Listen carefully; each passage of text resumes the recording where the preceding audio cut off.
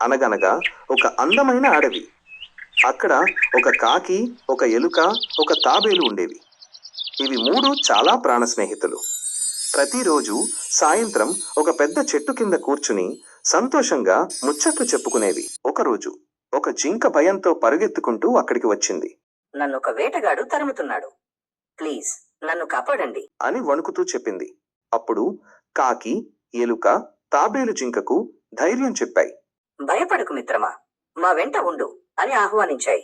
అలా వాళ్ళు నలుగురు మంచి స్నేహితులయ్యారు. కొన్ని రోజులు గడిచాయి. ఒకరోజు జింక మేత కోసం వెళ్లి తిరిగి రాలేదు.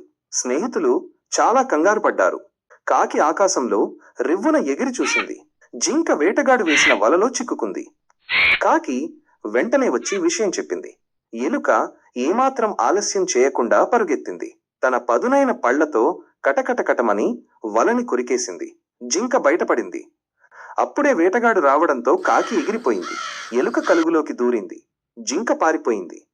కాని మెల్లగా నడిచే తాబేలు మాత్రం తప్పించుకోలేకపోయింది. వేటగాడు తాబేలును పట్టుకుని సంచిలో వేసుకున్నాడు. అప్పుడు ముగ్గురు స్నేహితులు కలిసి ఒక మాస్టర్ ప్లాన్ వేశారు. జింక దారిలో చనిపోయినట్లు నటిస్తూ పడుకుంది. కాకి జింక కళ్ళను పొడుస్తున్నట్లు నటించింది. అది చూసిన వేటగాడు, ఓహో, ఈ జింక తాబేలు కంటే పెద్దది, భలే దొరికింది అని సంచిని కింద పడేసి జింక వైపు పరిగెత్తాడు. అదే అదునుగా ఎలుక వచ్చి సంచిని కొరికేసింది. తాబేలు నీళ్లలోకి జారుకుంది. వేటగాడు దగ్గరికి రాగానే జింక ఒక్కసారిగా లేచి అడవిలోకి పారిపోయింది. వేటగాడు వచ్చి చూస్తే సంచి ఖాళీ.